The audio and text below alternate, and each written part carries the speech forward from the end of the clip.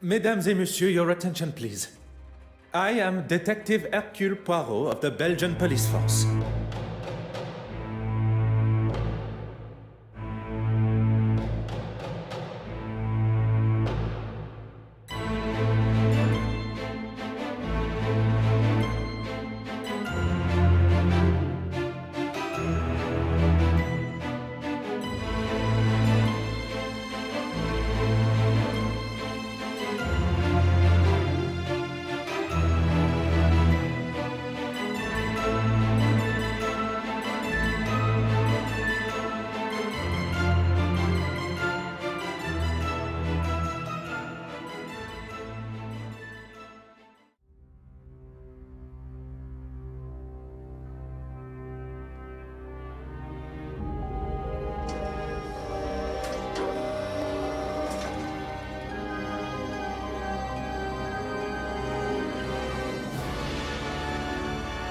Many months later. Hercule Poirot, the London case, is the developer Blazing Griffin's second attempt at a young Poirot game.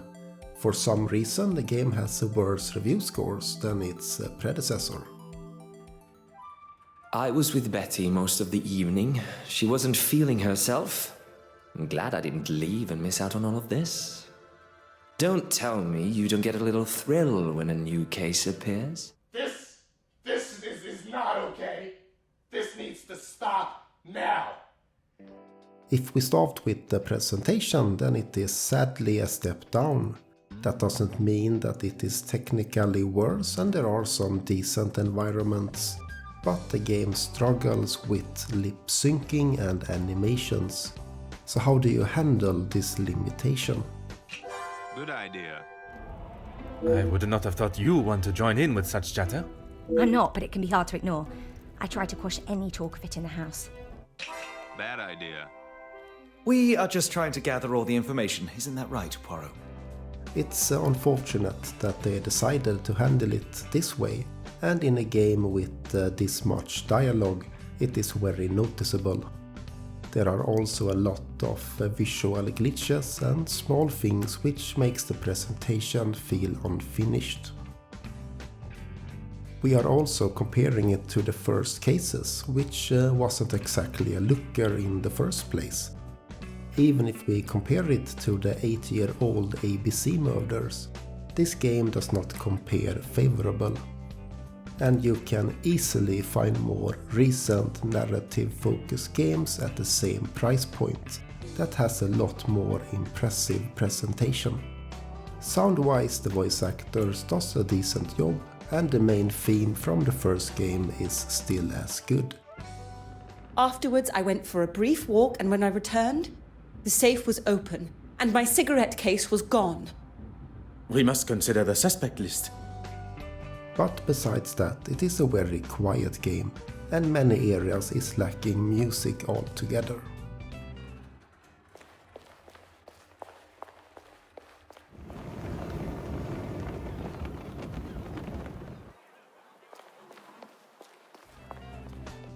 The story follows Poirot being sent to London to guard a painting with his English contact, being none other than Hastings himself. I think perhaps we have got off on the wrong foot. I'm Arthur Hastings. I was about to claim that Poirot first met Hastings in the mysterious affair at Styles, but looking into it, that was not correct. While it was the first book about Poirot, he and Hastings knew each other before the events of the books. Thank God I caught this. I would have become the laughingstock of the Christie community. Then again, the only review on GOG seems to not know that this is an original story, so perhaps no one would have caught on. Anyway, as you would expect, the painting gets stolen and Poirot and Hastings have to investigate the theft. Standing here with you, unveiling today's centerpiece, the Penitent Magdalene, really is a special moment for both this museum and me personally. So, without further ado... Oh my. Am I missing something here? Things just got interesting. It was... It should be. Is this some kind of joke? Evelyn, what's going on here? Now the storytelling and the story is, when it is at its best, all right.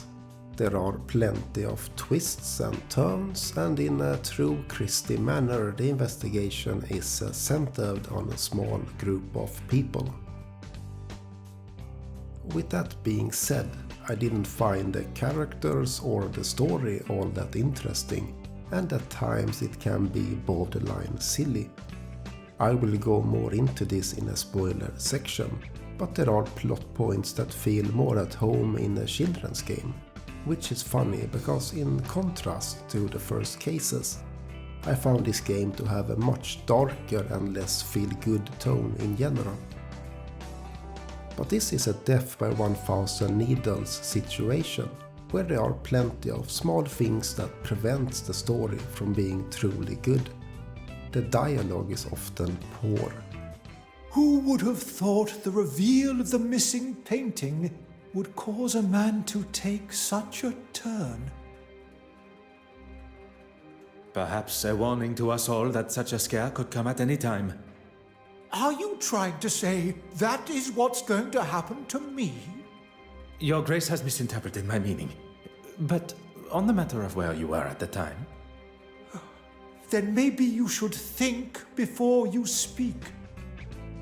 Characters can feel cartoony, and the flow of the story is sometimes hard to understand. It is a game where I think back and wonder, wait a minute, does this really make sense? I would like to go back and replay some sections, but the game doesn't have manual saves, and I don't feel like replaying the whole thing. Then again, if I can go briefly into spoilers for a second, and this is a big spoiler, so please jump forward if you want to play the game. This is a game where the thief decided that it was a good idea to pickpocket during a group photo in clear view of the camera.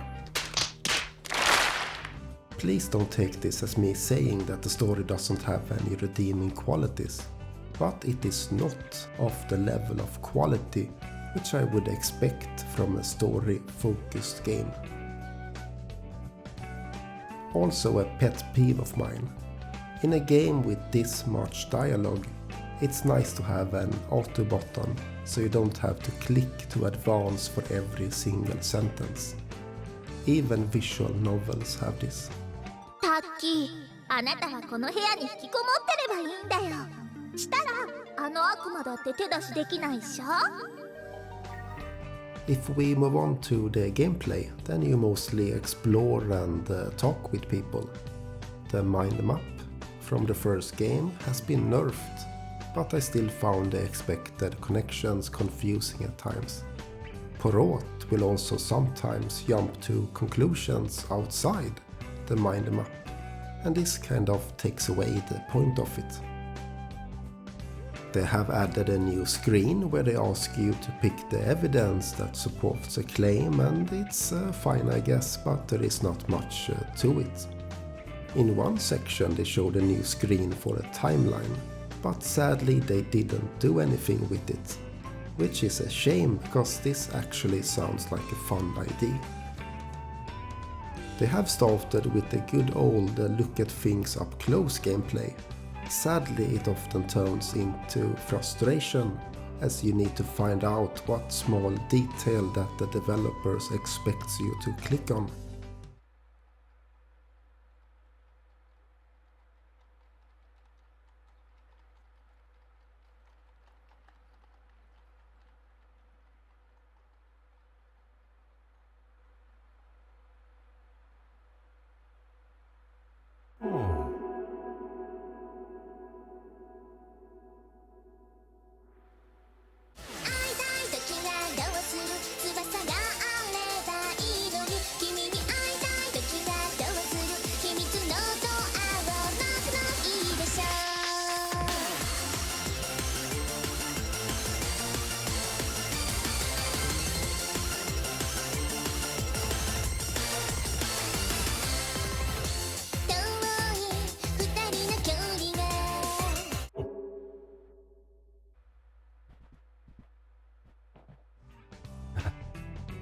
Speaking of frustration, at times I found it hard to understand what to do to proceed. Poirot could burst out that he needs to speak to someone quickly, but then when I go and talk to the guy, I am not able to say anything. In another section of the game, Poirot tells me to get fingerprints from a bunch of people, but then the game doesn't allow me to do it.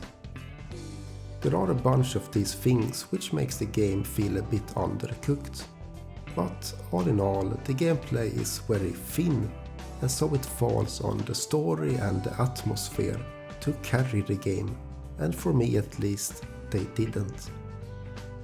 Sure, there were parts of the game where I had some fun with it, but as a whole it is okay at best. And considering that this is priced at 30 euros, the mixed rating on Steam is perfectly understandable. On a final note, I brought up the ABC murders previously, and looking back at it, it is hard not to feel that the scope and ambition has been severely reduced.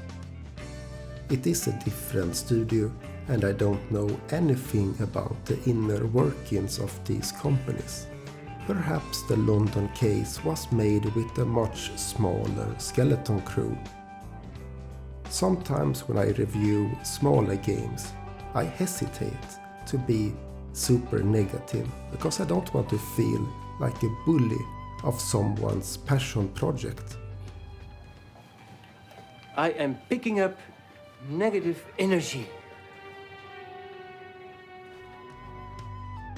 But perhaps this is not the feeling I should have when reviewing an Agatha Christie game. This doesn't look good, does it?